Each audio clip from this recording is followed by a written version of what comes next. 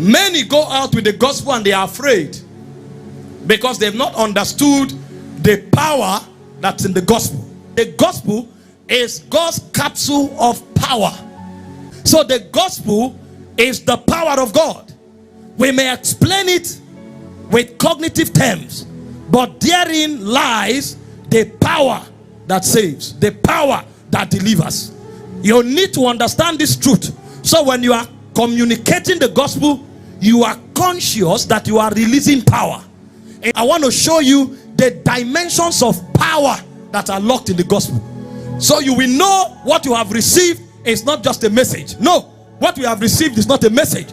And that's why I was telling them a moment ago, there must be power.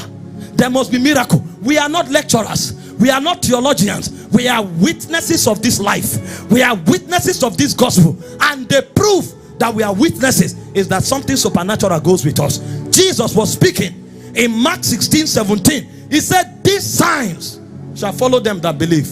I know they have a message, but what makes them believers, what shows that they are believers, is that these signs shall follow them. He said, in my name shall they cast out devils. So a man who carries the gospel has authority over devils. Number 2, he said they shall lay hands on the sick shall recover. Number 3, he said they shall drink any deadly thing, it shall not hurt them. Number 4, he said they shall step upon scorpions and serpents, they shall by no means be hurt. So the gospel fortifies you with power. When you find Christians living in fear, they have not understood the gospel. When you find Christians living with a defeated mentality, they have not understood the gospel. And sadly, in Africa today, we have taught messages that makes mediocres out of people with great potential in God, because ministers want to appear like demigods among men, so that everybody rally around them and depend on them even for bread. And on account of that, they are no longer living the full life that Christ has made available. He said the devil cometh not but for to kill, to steal, and to destroy. He said, but I am come that you may have life, and life to the full. How can you have life to the full without power? When everything is trying to strangle you, everything is trying to make a mess of your existence. This is why, amongst other things, the summary of the gospel is that is the power of God. Paul said, I am not ashamed of the gospel of Christ. It's not an intelligent message, although it sounds intelligent. It's not an appealing message, although it may sound appealing. He said it is the power of God unto salvation. So if you are looking for a suitable word to substitute for gospel, the word is power. The second word for gospel is power. It is the power of God unto salvation. Very quickly, what are these powers that the gospel conveys?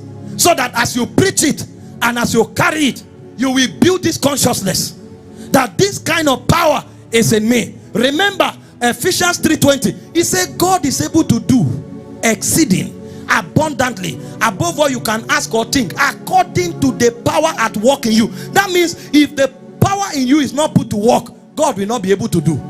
That's why in the life of many people, it looks as if God is weak, because the power in them is not at work.